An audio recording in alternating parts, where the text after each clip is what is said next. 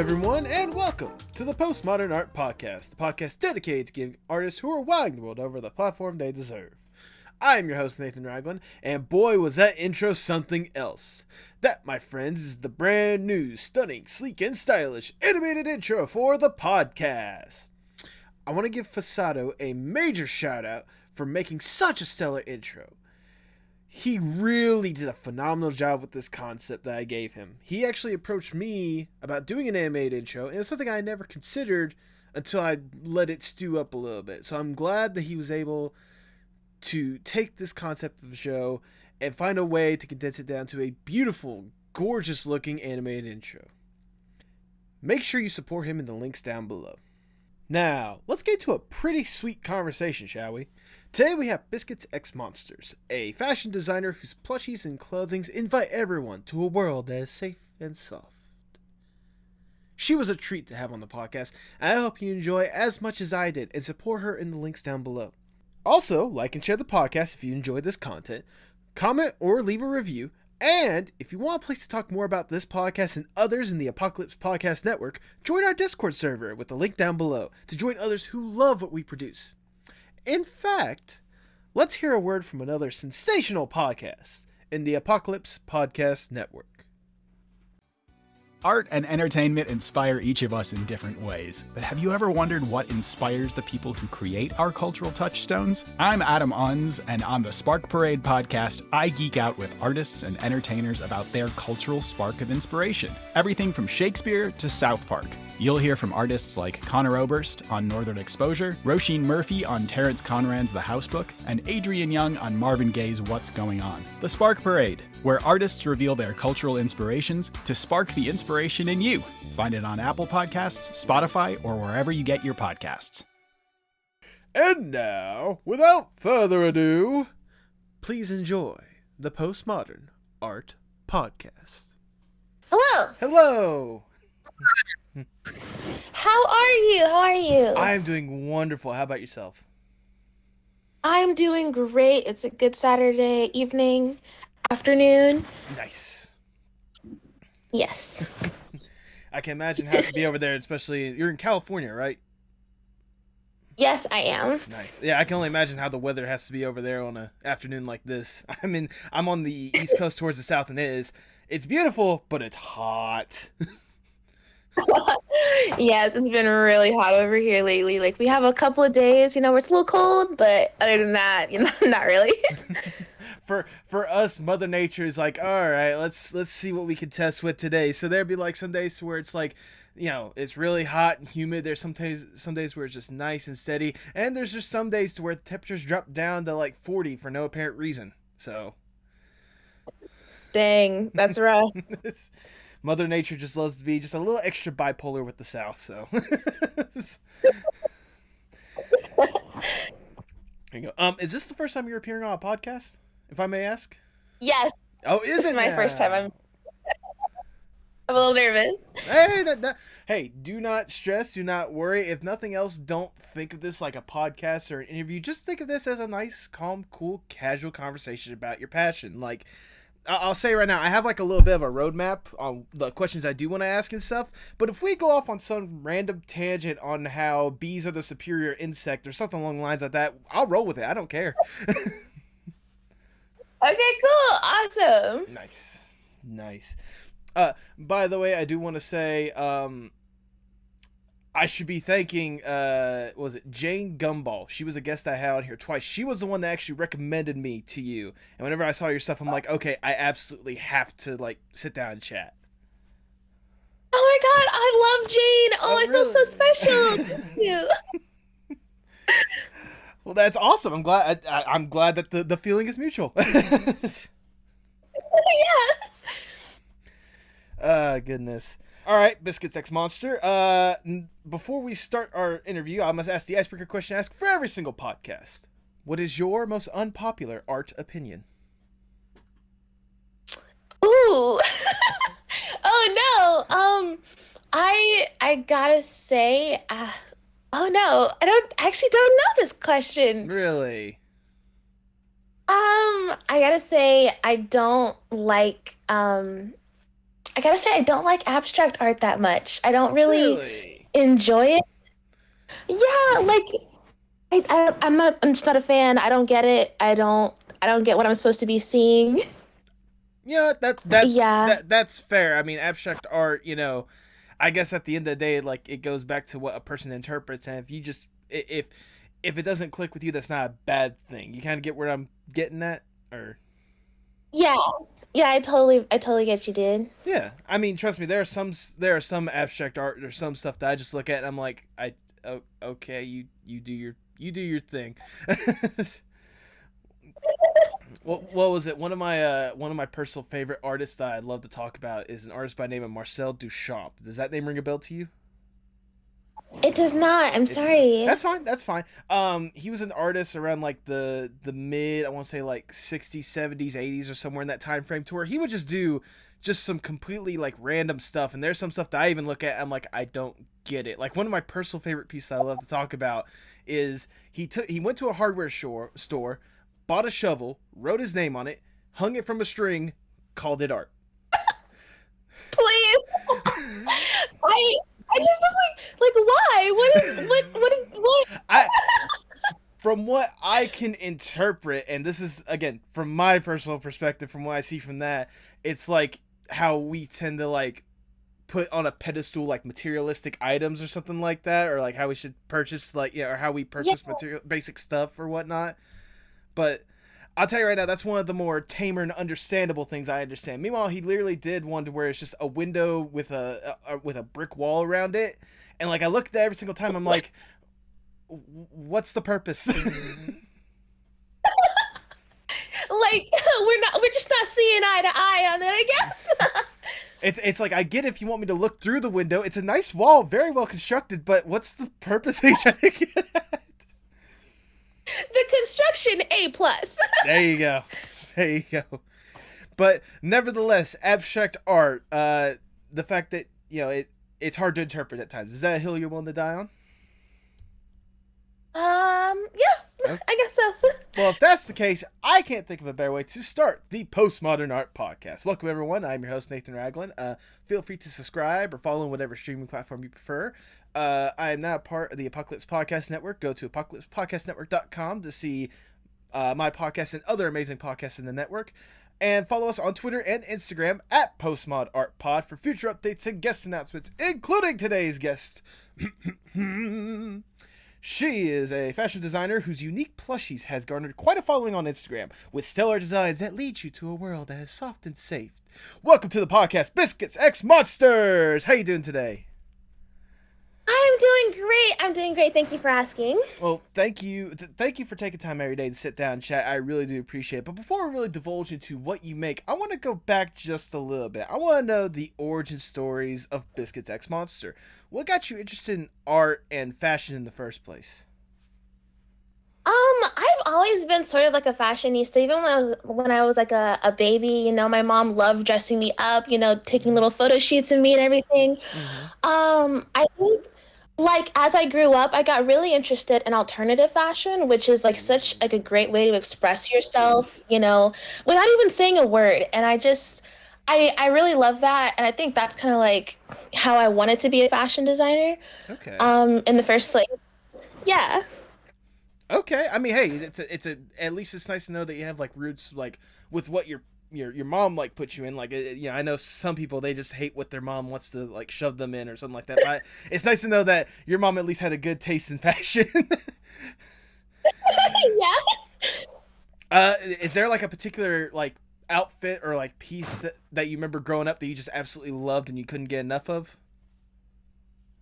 Oh my God, I don't have memories of it, but there are so many baby pictures of me in this little vintage, like, floral dress with, like, a cute little hat, and it's so cute, and I adore it so much, and I just want, like, I still have it, and I want to put my daughter in it when I have one day, and it's just, I just love it so much. That's sweet. That's sentimental more than anything else. I can only imagine like it'd be cool to see like how many generations that can go down if the material still holds up over time. So Heck yeah, I love it. when did for you go from just like a love for fashion to a passion and potentially making it your career? Definitely in high school. We had these little alternative fashion meetups in LA that I used Mm-hmm. to like to go to. And like I noticed people would, sell like cute little things that they would make like charms and stuff like that. And like that's where I like sold my first, monsters. They were like little keychains and Oh, people just adored them so much. And I was like, I'm gonna do this. I'm gonna start selling more of them. And yeah. well, that's sweet. I mean, that's awesome more than anything else. Um, if I may, was what exactly is the inspiration behind like going with like the monsters aspect for your fashion and for your like plushies and stuff? Like, what exactly drew you to that to sort of as your branding?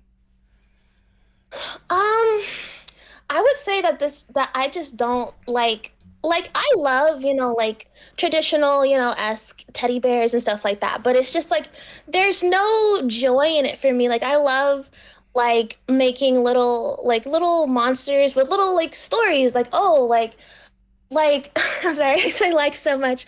But Now, trust me, like I I was gonna like say sorry when it comes to like the likes and such. Do not apologize for that. I said this on, I think I said this on a different podcast. But basically, if you were to do a drinking game with my podcast, if you took a shot every time I said like or and such, you'll probably have alcohol poisoning within the first hour. So never apologize for like. all right, cool.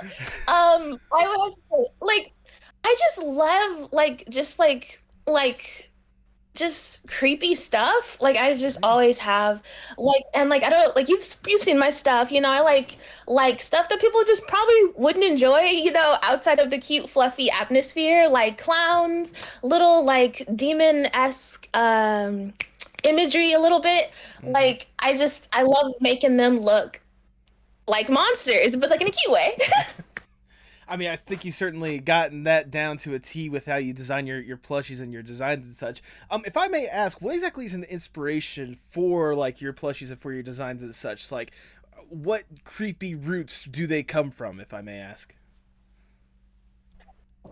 Um, like a lot of them, like I honestly feel like a lot of them is like more like how I feel on the inside. Okay. Like for example, I have one bag, Bubsy is what his name is, short for Mm-hmm. Beelzebub. Mm-hmm. And it was just like a really like hard time for me at that time when I was designing him. Okay. And like his whole thing is that like like when you're with him you have like your own family you can join. Like the whole collection was called like Cuddle Cult, Mm-hmm. and it was like we can all be a family even if your one at home doesn't feel as much like a family. Right. Yeah. Okay. Okay. No, that's a lot sweeter than I even anticipated. That's so genuine. I appreciate that. I love that.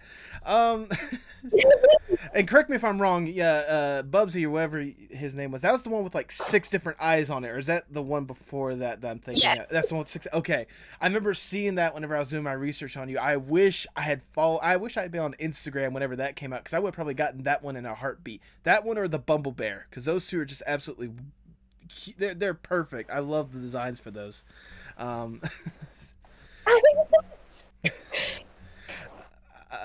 words are wonderful. So back to more or less the inspiration that you were talking about as well. Um, Basically, you put a lot of yourself into like your designs and stuff like that. Is that something that you've always kind of had in mind whenever you make your stuff, or is that something that as you sort of progress and stuff, you've understood that if you want people to like appreciate the art, you must be honest with how you put yourself into it. You kind of get where I'm getting at. Oh, yes, absolutely. That's exactly how I feel like because I have put out stuff before. You know how sometimes you can kind of get caught up in like, the internet posting a lot and you just feel like you need to put something out so people can stay. But it's Mm-hmm. like when I just post just to post, I don't know why, but it's like people can feel the lack of spirit behind it. Okay. And like yeah, like I really do like feel like it has to have like just a little bit of me in it. Like just, I feel like I have to be excited for other people to be excited for it, you know? Oh yeah, no, absolutely. That's a mentality I try to have with this podcast and stuff. Like, I'm bringing on these artists that I love and I'm passionate about, yourself included. So it's like, if the audience doesn't understand the excitement that I have for it, why should they be excited for it? You know? Yeah, like yeah, it's just it's kind of stressful, but at the same time, like I do like when I do come back after like a break or something and people are just still there, still waiting, still excited, it makes me so happy, like just so overwhelmed. Well, I mean, you should be. You should be excited and overwhelmed with it or whatnot, because the fan base that you have behind yourself. Like, even I was amazed whenever I was doing my research, seeing all the fan art people have done for you, the cosplays and such. Seeing just like, you know, dressing up as your designs and such. How incredible, at least in your opinion, is the fan base you've sort of built up? It's like I continue to be shocked with it, honestly. Like when I first got my first piece of fan art, I was just so blown away. When people started dressing up as them, it warms my heart all the time. Like it just makes me just blush. I'm like, oh, look at them. It makes me so happy. It's like a community of like I call my fan base like monsters, because it's such an endearing term to me. Like I love them so much, and it just makes me so happy. I will say, you better be careful with the monster phrase. I'm pretty sure Gaga might have a copy on it. No, I'm joking. Well, actually, speaking of monsters, I actually did want to divulge a little bit into more of your origin or whatnot. As I was doing my research, correct me if I'm wrong on this, you started your like page and your branding around 2017. Is that about the range of when you started? Or did yes. You start before? Okay. What exactly influenced you to just go for it and just like try to get this thing going and started? Was it those alternative fashion meetups that you were talking about? They had a big part to play in it. I gotta say, like, this is gonna sound a little less sweet, but my mom basically told me that I had to get a job, and when I was like 17, I was having such a hard time finding a job that suited me and that I felt comfortable in. You know, people weren't calling me back, stuff like that. And like I remember this night like it was yesterday, because it was just so funny to think about now. But I basically had an interview with a tech company. Okay. And I essentially didn't have anything to wear, because all my stuff was like fluffy dresses and stuff like that you'd wear to like a cosplay event or something. And I walked into my mom's room and I was like, Mom, okay, what do you think about my outfit? And she's like, you can't wear that to a tech company here. And she got me something from her closet, and I put it on and I looked in the mirror and I started crying. Oh. Like my brother walked in, because I was sobbing so loud. He walked in. He's like, what's she crying about? And I was just like, look at me. What is this? It's not honestly you. It's not you. Exactly. Like it wasn't me. I don't think I could ever thrive mentally in an environment where I cannot express myself. Okay. No, that's fair. That's honest. I mean, for you, it's incredible. Now that I'm hearing this story, it's incredible to hear that you basically like put stability behind. Like, I'm not gonna say on a lower tier, but you put like what made you happy on top of everything else. Because I can only imagine how happy you've been, or at least how excited you've been, like going out there and creating these amazing like plushies and these designs and stuff. Because this is what you've wanted to do. Am I right in assuming that? Yes, you're completely right in assuming that. I was a little scared when I first started, to like, oh my God, like what if this doesn't work out? What if, I mess up? Like I've always been so nervous with bigger projects, especially the ones that I've been doing these last couple of years, because I'm like, man, like even like every time before a release, I'm just like, no one's gonna buy it. I'm gonna waste like thousands of dollars just doing nothing. And like, oh, Mom's gonna be right. I should have went back to school. Just stuff like that, just to get in my head all the time. Right. But I mean, at the end of the day, like, especially when you're doing something as independently like this, like there's always gonna be that fear in the back of your head. Trust me, I've been doing this podcast for only 33 episodes right now, and I'm lucky that I have a job that I can go back to, that I have as like my backup plan to make sure I have an income. But like, I've always having this fear that like no one's watching this podcast, no one's listening, and no one's like interacting or anything like that. But you know what? At the end of the day, I'm having fun talking to people, and like the way I feel about this is probably the way you feel about your plushies. It's like, yeah, there's always that fear in the back of your head that you know, it's not gonna work out, it's not gonna like push forward. But at the same time, like you're making the stuff that you want to see in the world. Exactly. Like you're doing what you want to see, and it's like it's amazing. Well, thank you. I appreciate that. And the same goes for you, especially with the stuff that you're making. I do want to ask, I did notice whenever I was going back and whatnot, you didn't initially start off as Biscuits X Monster. You started off as Poisonous Doll. Am I correct with that? Or Yeah. This is I'm so embarrassed. Biscuits and Monsters used to be my art account just for like illustration and stuff like that. And Okay. oof. It is kind of funny though to look back on it because like you could see my logo is, you know, the pink teddy bear head. Mm-hmm.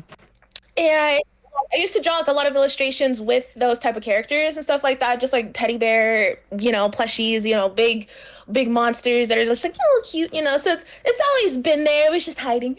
There you go. There you go. So what made you want to switch from the villainous doll to like just going all in with the Biscuits X Monster and making that like your official branding? And where did that name like come from in the first place? I would have to say like it kind of just sounded cool. You know what? Fair enough. Like you know, like biscuits, you know, I was really into like European stuff like that, like vintage European stuff, and like you know, they call biscuits cookies, you know. Mm-hmm. But Cookie Monster was taken. I wonder by what. That seems so original. No one would ever do Cookie Monster. That's so. I don't know why it would be taken. Yeah, and it's like, you know, like Biscuits and Monsters. It's a soft, safe place, you know. And cookies are sweet. My monsters are sweet. Kind of, you know, goes together. They're sweet monsters at the end of the day, which is great. That's.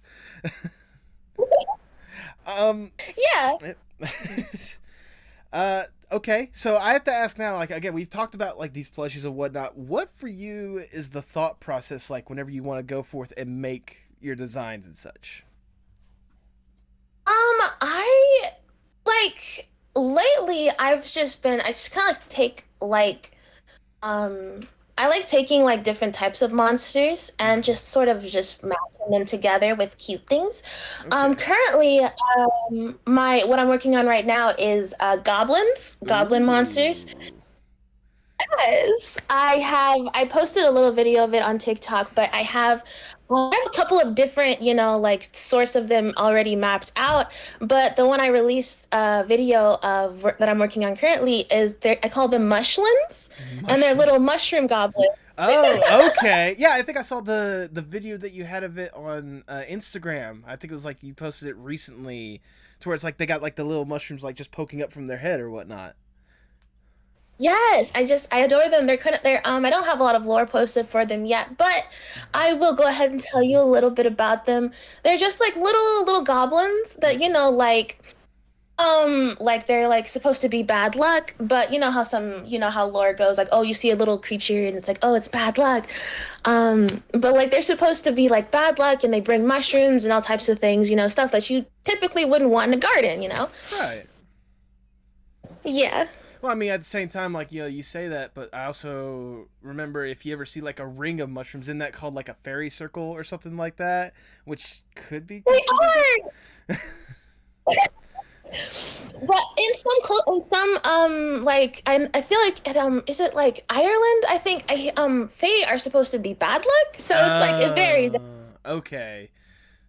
Okay. How much of your like the creatures and the monsters and the plushes that you make, how much of them are like deeply rooted with like lore of like magic and such? Are they all basically rooted deep within that? Yeah, I like pretty much. I love lore. I love magic. I love it so much. When I was a little girl, I used to think I was a witch. You know, I was like, my favorite movie growing up was What's that movie about the three witches? Hocus Pocus? It's like a yes. Oh, I loved Hocus Pocus. I used to want to be like a witch, have my own little witch book. Like yes. Well, there you go. Hey, it's a good inspiration, if nothing else, because I know people today just clamor over that movie and like the things that they come up from that movie. Goodness. Heck yeah, dude. Yeah. Out of all the designs that you made so far, and this might be a hard question for you to answer, what has been like your favorite design to like develop more than anything else? Oh, develop. Let me think. I would have to go with Lottie, Lottie. just because yeah, she is the clown bear, and she just like I had to like I make a lot like she's the most difficult one to make because she has like clown ruffles around her neck and her wrists and little a party hat and stuff like that, and I have to make all of those little like I can't put that in a sewing machine, you know, I have to make all of that by hand. So she's Right. really close to my heart.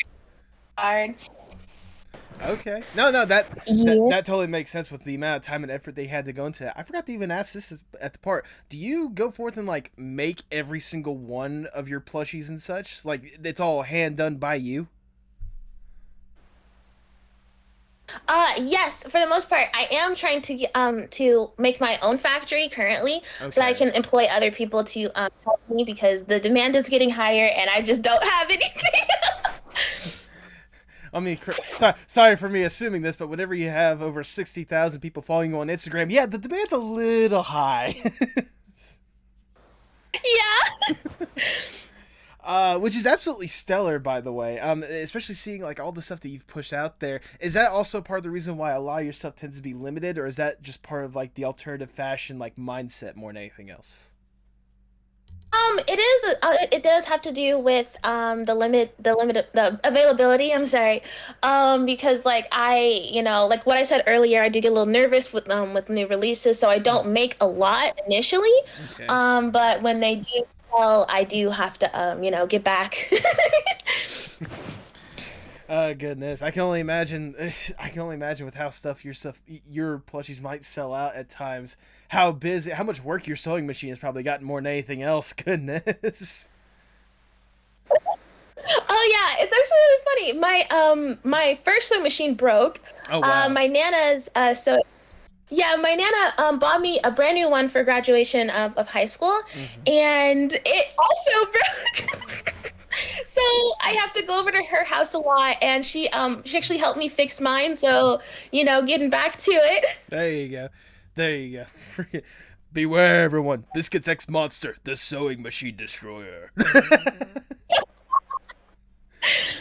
Goodness. But I know I talked a lot about with the plushies and stuff, and again, those are extremely very well done. I've already said my favorites, and I absolutely love them, and I'm definitely gonna be keeping my eyes for future releases because I've got to get my hands on at least one of them because they are just the way that they're made and constructed, and I know the love that you put into each one of them. It's definitely something else compared to a lot of stuff I've seen out there. But you've also like you said with alternative fashion, you got a very strong hand with fashion as well.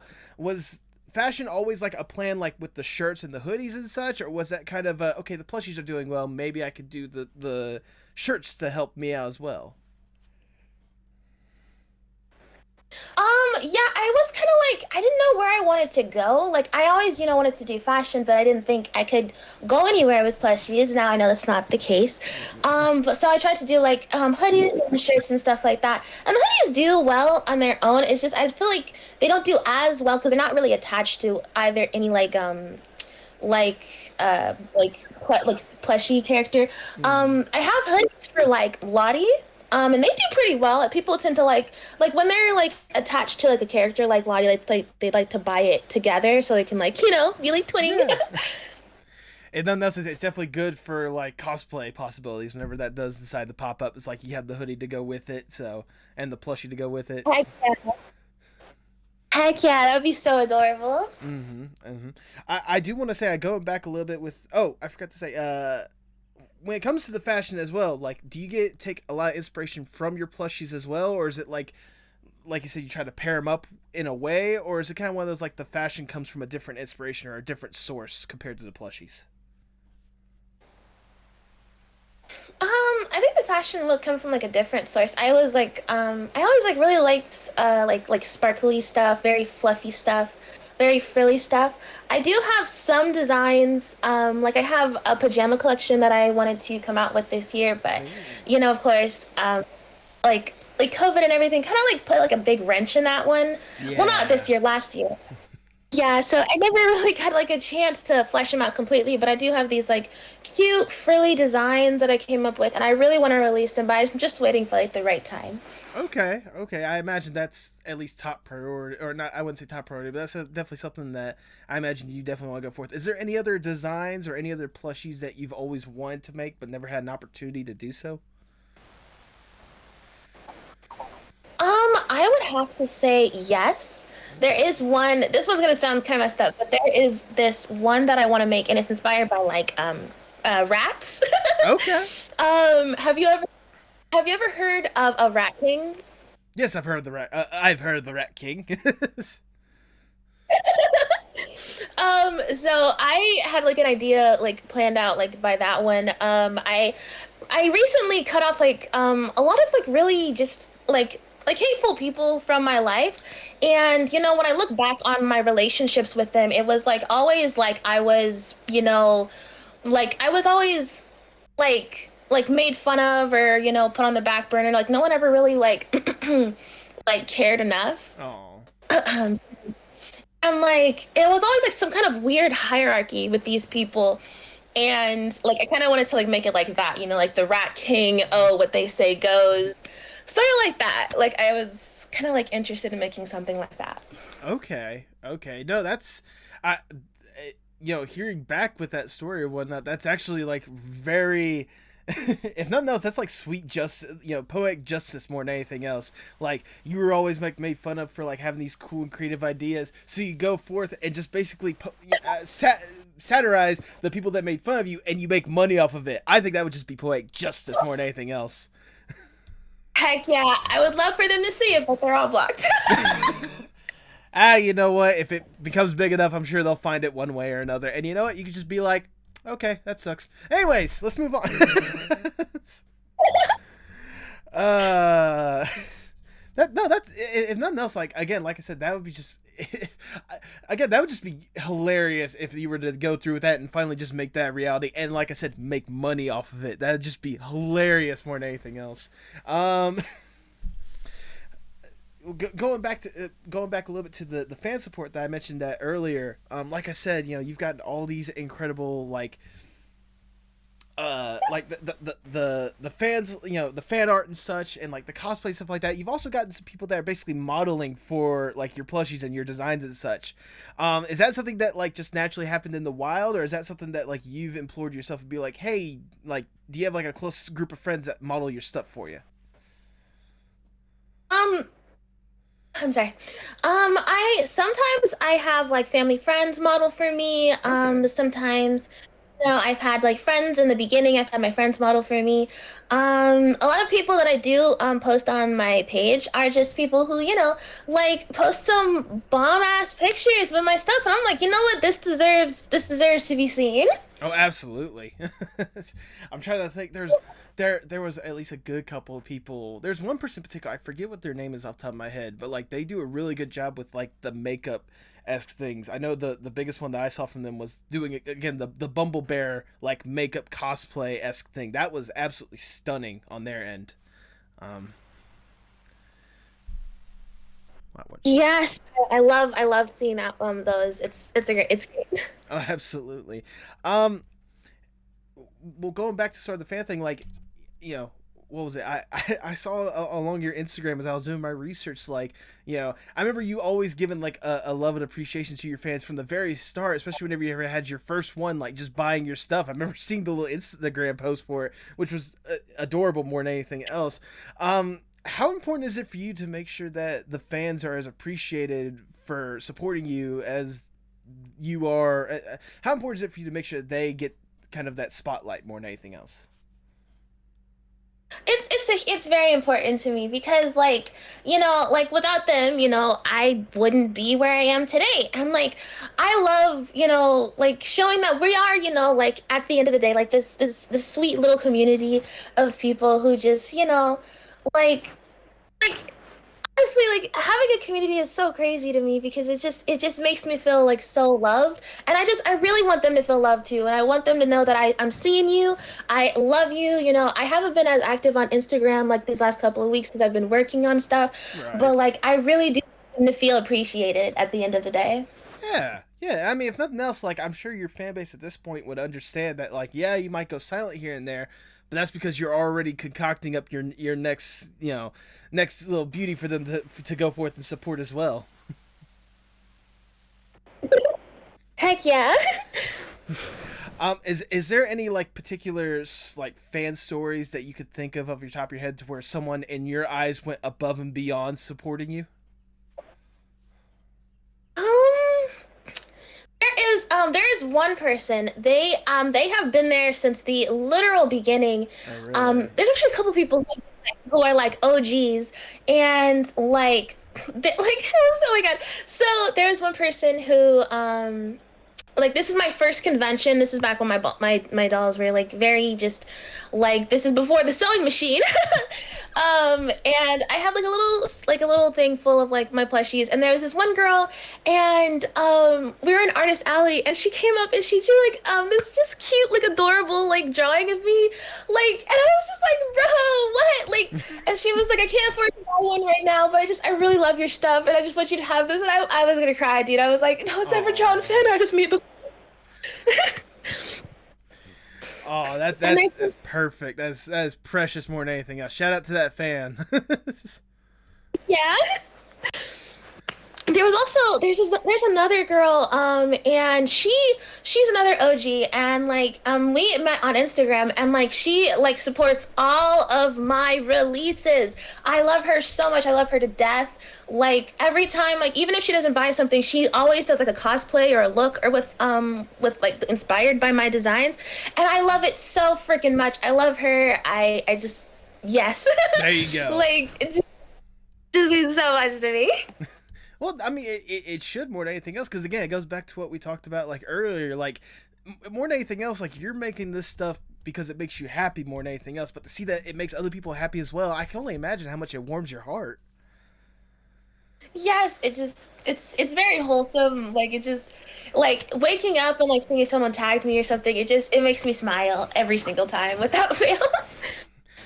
For people out there that are thinking about potentially like going into fashion and going into like plushie making more than anything else, do you have any advice for them on how they should like get started and get going? I would say just like do stuff that you're like passionate in. Like at first in the beginning, I really tried to like follow like current trends, like with like different like t-shirts designs that I didn't really like feel much love for, but I wanted, to get a foot in the door. But it's like, when you focus on stuff that makes you feel good and like helps you express yourself, Mm-hmm. like you're gonna find your audience, and it's gonna like they're gonna appreciate you for that. So just like keep it as authentic as possible. There we go. There we go. That's good words to live by. That's why I try to do with this podcast more than anything else, because I've always loved like the behind the scenes for like artists and all that kind of stuff. Like, or just not even just artists, but I've always been one that love behind the scenes stuff for anything. Like I was the kid to where whenever we got a new DVD for a movie, I would watch the special features before I'd watch the movie itself. So so like The yeah, best part. exactly. But what was I gonna say? No, it's one of those like with you, like again, you said it yourself. You put a lot of yourself into each one of your designs and such, and it really showcases that with kind of the love and passion that is shown not only whenever you showcase your designs, but whenever you see others like showing that same love and care as well. So it for those out there that are listening, these are definitely words to live by at the end of the day. Thank you. Um, Now's the part of the podcast where I like to bust out my own little bit of a dream scenario. Let's say I'm big shot, Mr. Moneybags. I come up to you and like, look, Biscuits X Monster or BXM, whatever you want to be preferred to be called. We love everything that you do. Seriously, like the designs you put out is absolutely stunning. The plushies, like there's something else, and we cannot get enough of it. We want to help you create basically the dream Biscuits X Monster project. What is and keep in mind, I have access to everyone and more funds than should be ever necessary. What would be a dream project for you to make it to reality? Or alternatively, what would be a collaboration you'd love to do with your plushies? Oh, the things I've thought about. Oh my God, I would probably. Ooh, I would think a collab with like Disney or like Hello Kitty would be like Sanrio would be so amazing. Like, I have like ideas of bringing it to life as like a animation, like a show, like a short, or like a video game. Okay. Like that, because like I have so many ideas for just the backstories of the monsters, and I think like I did a little bit of something like that with our recent release, our Valentine's Day release, with these cat plushies, and I put like a little. I hired an animator and made these short animation clips of just like this person, Biscuit, going on an adventure with these little cow monsters, and like people responded to it so well, and I would love if everyone could just see, like the image that I'm seeing them as, Oh no, absolutely. I can only imagine what a Biscuits X Monster game would be like, more than anything else. But like seeing like your creations basically come to life would be something absolutely amazing as well. Like seeing the true story that you've built and the love with them like just come to life and like being shown. Because I can only imagine how much lore you've invested in all of these designs. Absolutely. Like I was trying to do like a webcomic before, but I just don't have the time to just individually draw everything myself. So I'm definitely waiting until I can actually put something out there, Okay. But more than anything else, the dream project would be to make this from, just fashion to a multimedia empire. Heck yeah, absolutely. There you go. Make it like, what are some of the, I'm trying to think, make it like the new Ugly Dolls or something like that, except more successful compared to the movie standards. Oh no. All right, no, that'd be incredible. That's something I'd love to see. If nothing else, maybe we could do a collaboration to bring Mr. Moneybags to life. But that's just, I'm joking. Major shout out to my artist, producer Maria, aka Tipsy J Hearts, for creating this amazing little Muppet Man design. Just saying. Woo! Heck yeah, it's awesome. Thank you. It's like one of my favorite things that she has done ever since I've been collaborating with her to help me out with this podcast. Because this was like her own little idea more than anything else. That was something that I basically gave her like free reign whenever it came to t-shirts designs and such. And she's like, okay. Well, you talk about Mr. Moneybags. Let's make him a reality. And she had been watching, I think, like Puppet History and all sorts of puppet-based shows. She's like, I'm making him a Muppet. Oh, that's awesome. Well, let's come down from the clouds a little bit from the dream scenario. Let's get back to reality for a little bit. With what you're doing right now and how you're keeping on going, where would you hope to see yourself, say, 5-10 years from now? So in 5 years, I really want to see my company expanding, of course. But I want to see it expanding for the right ways, and I want to see it expanding in the right direction and the right way. I really want to focus on sustainability for my company. I do want to have eventually, I do want to have like people working with me to create my monsters. But I don't want to turn into one of those like overproduced brands like Nike that focuses mainly on the like pumping out new designs instead of just like focusing on the actual like aspect of the designs as well as their workers like health and things like that. All right, you got to this point with your business by being authentic and organic. You don't want to basically crumble under the capitalism just because you're expanding. Your company is expanding. You want to make sure that you stay true to the roots that you've had before. Exactly, exactly. I, like, like you said, like before, like when I was just pumping out stuff to be like, like follow the trends, it didn't feel authentic. It didn't feel like myself. I didn't feel, you could tell everyone else didn't feel the same way as well. So, yeah. Well, I mean, if nothing else, that's admirable, and with what you've produced so far, I'm hoping to see more of that in the future. It reminds me of a brand. I think we talked about this before, but you remember Dream Clothing? Yes. Yes. For those who don't know, it's a company that they emphasize on mental health. Like, that's their major thing. As a matter of fact, they give 25% of their profits to different mental health organizations like the North American Mind Institute. And like they're staying true to that. And if that's what they want to stay true to, and that's the thing that you stay true to, I don't see how your company does anything less but expand. Yeah, like I love brands that just stay weird, stay interesting no matter like how big they grow. Like there's this one brand and I absolutely adore them and they're called the Fashion Brand Company. And they had like a discount sale recently where it was like 1% off, but you got like a free egg with every purchase. Wait, is it like some like cheap Fabergé egg or something like that? Or like they have like some custom like collectible egg or something like that? Or is it like a legit egg? No, like it was an actual hard-boiled egg. They posted a video and everything of them packing their orders and putting a little hard-boiled egg in the little corner. It was so funny. That's incredible. I hope that the packaging was very secure because I'm afraid that if certain customers get their packages in a rough state, they'll just open up and get just a horrible Cobb salad. Right?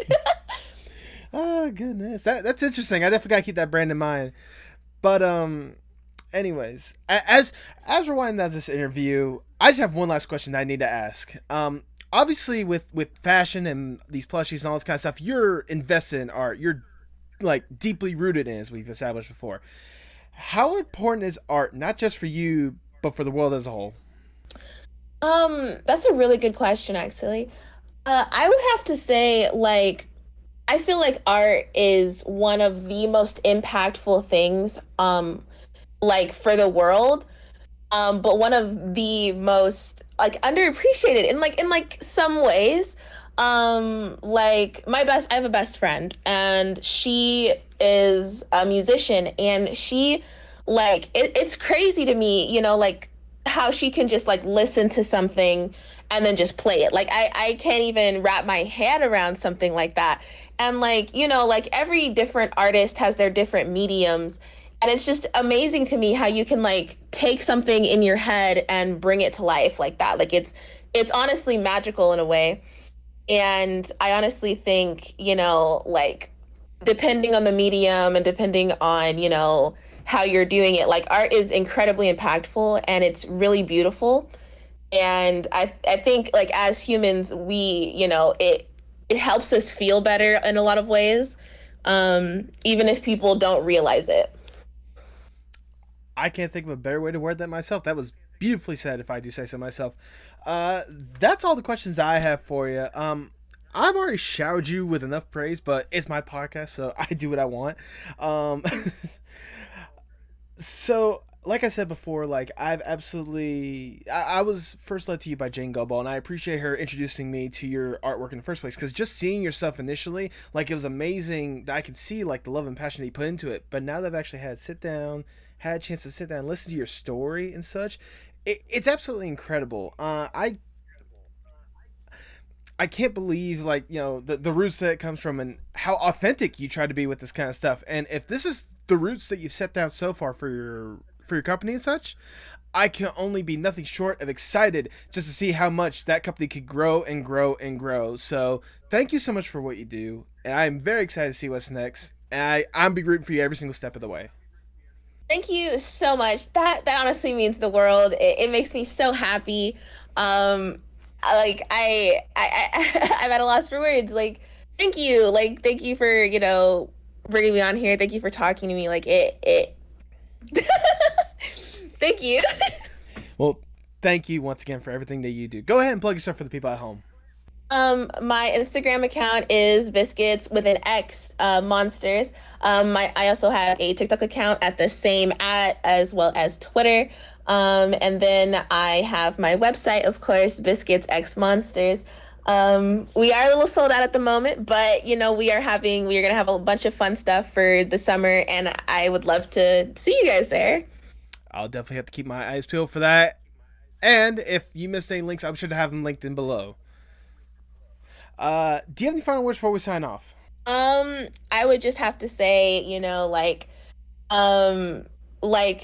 do what you want to do with your life. Go for it. It might be scary in the beginning, doing something different, but I just at the end of the day, you're gonna feel so much better at the end of. I'm sorry. You're gonna feel so much better, mentally doing something that you love rather than doing something that everyone else tells you to do. And yeah, I can't think of a better way to word it myself. For that, all I have to say is, for the people at home, hasta luego, amigos. Yes. Goodbye.